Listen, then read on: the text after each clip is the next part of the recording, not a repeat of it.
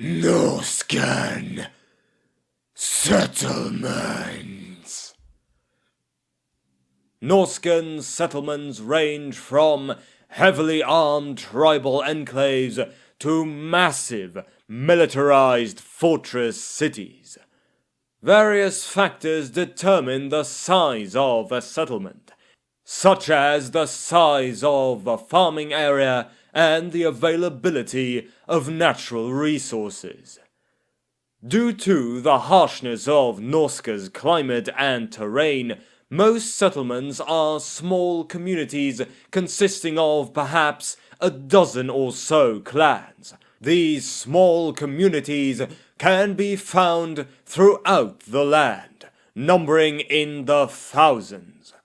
As with all settlements, even these modest centers are typically headed by a jarl or some deputy chieftain, who is often advised in religious matters by a Wiki and propped up by a cadre of fierce and loyal warriors. Larger settlements are typically ruled by a tribal king or a high jarl, which contain massive populations and house mighty war fleets that are sent out seasonally to raid and pillage the coastlines of the old world and beyond. Smaller settlements struggle to survive, fighting ferociously to endure until they are eventually destroyed by the elements, rival tribes, or by some unholy monstrosity from beyond the veil. When selecting a site for the purpose of building a settlement, the Norsemen invariably look at three factors.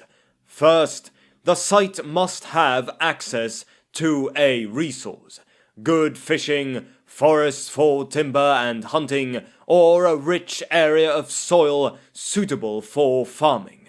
Secondly, the location must be defensible. Areas nestled in the mountains or within dense forests are considered ideal for this purpose. The last, though perhaps most important consideration, is the ability to see in all directions. What good is a village nestled in a gorge of mountains if one cannot see the approach of one's foes? To make otherwise unsuitable sites useful, the Norsemen construct tall watchtowers in order to broaden the sight of their clan. In addition, within these watchtowers, there is typically a signal fire which can be lit to notify a settlement of an impending attack. These watchtowers can also serve more than one settlement, and should the greater tribe fall under attack, then signal flares erupt all over the territory, calling the chieftains to muster their warriors for glorious battle. But even above these considerations, the Norsemen erect their holdings according to the will of the Dark Powers.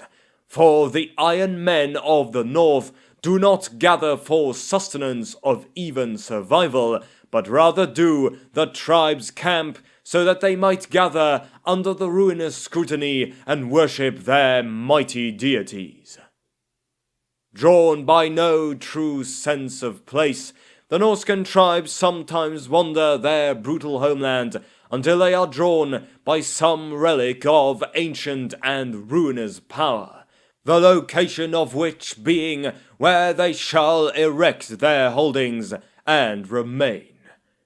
Tribal relics may be the skeletal remains of a beloved and fierce jarl, or some ancient blade endowed with the unholy energies of their gods.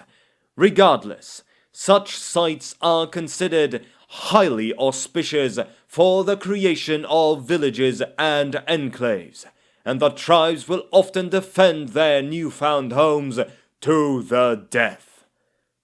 Amidst these tribal gatherings do the Chaos Warriors await the coming of the great champion, a king with 3 eyes. Norscan architecture is built with utility as the forefront concern. Buildings must be large enough to accommodate a family, and must be low enough to the ground that the falling snow can conceal it from predators. In spring and summer, their roofs are seeded with grass so that they blend into the surrounding land.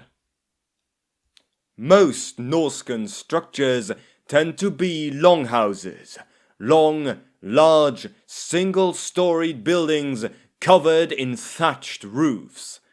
Most longhouses feature some form of adornment, such as walls and swirling patterns working in carved images depicting warriors and demons. Within the longhouse, there is the central common room where food is cooked.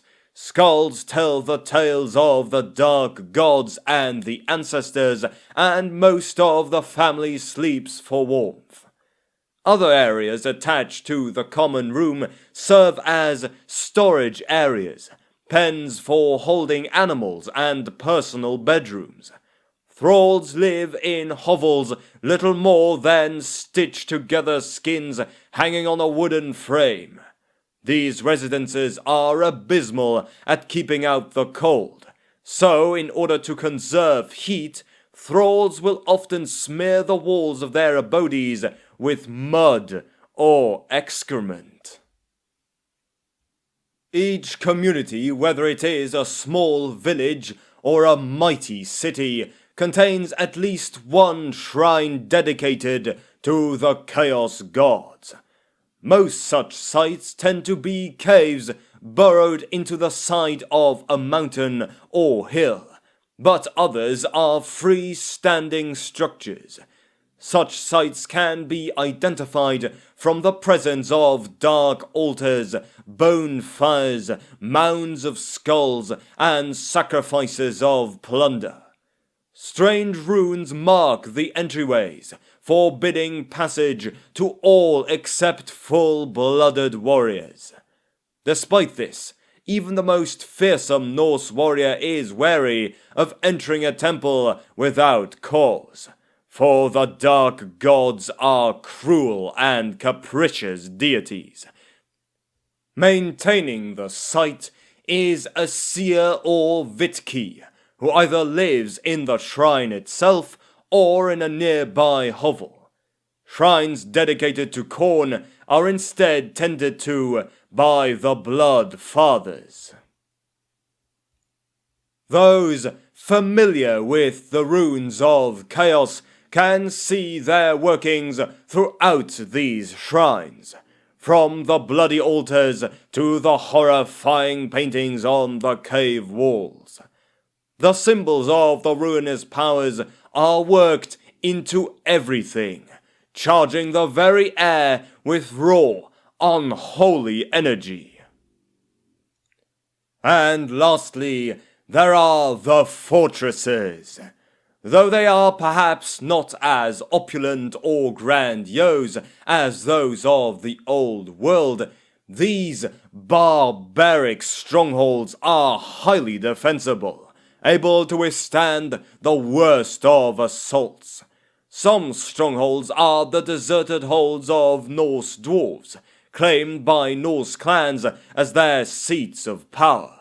Other fortresses are man-made, carved from the very rock itself. Finally, there are the Chaos Fortresses, mighty edifices of dark majesty empowered by the very stuff of chaos itself, renowned throughout the land and couched in legend. Only the greatest and most powerful kings and jarls are considered worthy enough to control such mighty enclaves, but those that do are truly formidable warlords.